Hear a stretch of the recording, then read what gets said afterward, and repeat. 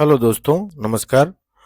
दोस्तों, आज हम बात करेंगे कि अगर आप किसी एक कंपनी में या कई सारी कंपनियों में आपने 18 साल और 6 महीने काम किया हुआ है, तो आपको कितनी पेंशन मिलेगी रिटायरमेंट के समय में जब आप 58 साल के होंगे। तो दोस्तों, ये शुरू करने के पहले हमें ये जानना होगा कि पेंशन का फॉर्मूला क्या होता है।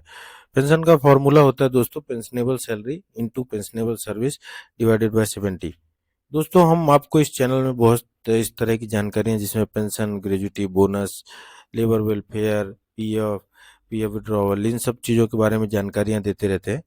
तो आप इस चैनल को सब्सक्राइब करें और आप को समय समय पर अपडेट मिलती रहेगी, और अपने दोस्तों को भी मोटिवेट करें कि इस चैनल को सब्सक्राइब करें। तो दोस्तों, वापस हम आते हैं टॉपिक पे कि जैसा हमने बताया कि सैलरी पेंशन का फार्मूला होता है pensionable salary into pensionable service divided by 70। तो अब हमको पेंशनेबल सैलरी निकालनी पड़ेगी दोस्तों। तो पेंशनेबल सैलरी निकालने के लिए जो फार्मूला है वो होता है कि sum of last 60 month pension wages into 30 divided by 1825 minus NCP days.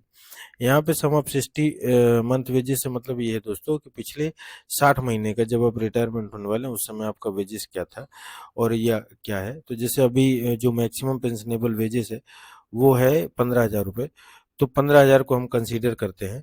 तो 15,000 के हिसाब से अगर टोटल हम 60 महीने का सम निकालें तो 60 महीने का सम होता है 9 लाख रुपए। उसके डिवाइडेड इंटू 30 किया हमने। 30 करने के बाद दोस्तों 1825 किया माइनस एनसीपी डेज किया। तो यहाँ पे जो 30 है वो मंथ के डेज है। एनसीपी डेज जो है दोस्तों ये पिछले 60 महीने में टोटल कितने दिन होते हैं वो बताता है, या हम 5 साल में टोटल कितने दिन होते हैं वो बताता है। अगर आप 365 गुणे 5 करेंगे तो 1825 आएगा। माइनस एनसीपी डेज का मतलब ये होता है दोस्तों कि एनसीपी मतलब नॉन कंट्रीब्यूटरी पेमेंट।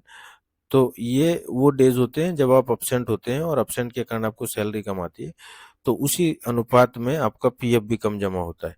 तो इस तरह से वो एनसीपी डेज होते हैं। तो यहाँ हम कंसीडर करते हैं कि एनसीपी डेज लगभग आपका नील है या 2 4 6 दिन होगा। तो इस तरह से और अगर ये 10 दिन 8 दिन या 15 दिन है तो इसमें बहुत ज़्यादा इम्पैक्टफुल नहीं होता है। लेकिन हाँ, अगर ये 3 3 महीना 2 महीना है तो इसका इम्पैक्ट दिखता है और आपकी पेंशन कम होती है। तो इस तरह से पेंशनेबल सैलरी है दोस्तों। अब पेंशनेबल सर्विस निकालने के लिए हमें डेट ऑफ ज्वाइनिंग जानना है और डेट ऑफ एग्जिट जानना है और उसमें एनसीपी डेज घटाना है। डेट ऑफ ज्वाइनिंग यहाँ पे हमने लिया है कि अगर सपोज करें कि आपकी डेट ऑफ ज्वाइनिंग 1/8/2015 है। डेट ऑफ एग्जिट जो है वो 31/1/2034 है। मतलब आप अगर यहाँ सम करें तो टोटल जो डेज आएंगे वो 6,764।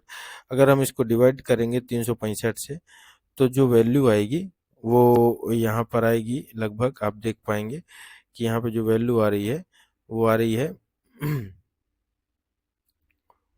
जो यहाँ पर वैल्यू आएगी वो आ रही है 18 साल 6 महीना के आसपास।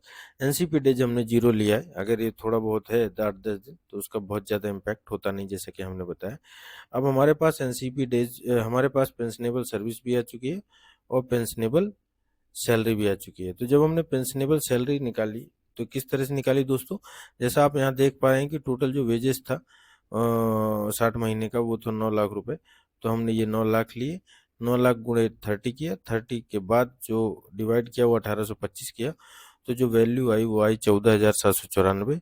उसके बाद पेंशनेबल सैलरी जो सर्विस है दोस्तों, पेंशनेबल सर्विस में यहाँ पे जो टोटल डेज आ रहे हैं वो आ रहे हैं 6,758। तो 6,758 लिया। इसके बाद हमारे पास पेंशनेबल सर्विस और पेंशनेबल सैलरी दोनों आ चुके हैं दोस्तों। तो अब हमने पेंशनेबल सर्विस और पेंशनेबल सैलरी का गुणा किया 14,794.5 गुणे 6,758। तो जो टोटल वैल्यू आई वो आई 2,73,922 डिवाइडेड बाय 70। तो इसका जो टोटल वैल्यू आई दोस्तों वो टोटल वैल्यू आई है, यहाँ पे आप देख पा रहे हैं फॉर्मूला सेट हो गया। तो इस तरह से फाइनली जो हमको 18 साल 6 महीना काम करने के बाद सैलरी जो पेंशन मिलेगी वो मिलेगी 3,913 रुपये। ये हमारी मंथली पेंशनेबल सैलरी होगी या पेंशन होगी दोस्तों, जब आप रिटायर होंगे 18 साल 6 महीने नौकरी करने के बाद 15,000 के पेंशनेबल वेजेस के अंतर्गत। तो इस तरह से दोस्तों हम इस तरह की जानकारियां आपको देते रहते हैं। आप इस चैनल को सब्सक्राइब करें जिससे आपको इस तरह की और भी जानकारियां मिले, जिसमें PF, gratuity, bonus, labour act, contact labour act सब तरह की चीज़ों की जानकारियाँ मिलती रहे। चलिए, थैंक यू दोस्त, सो मच दोस्तों।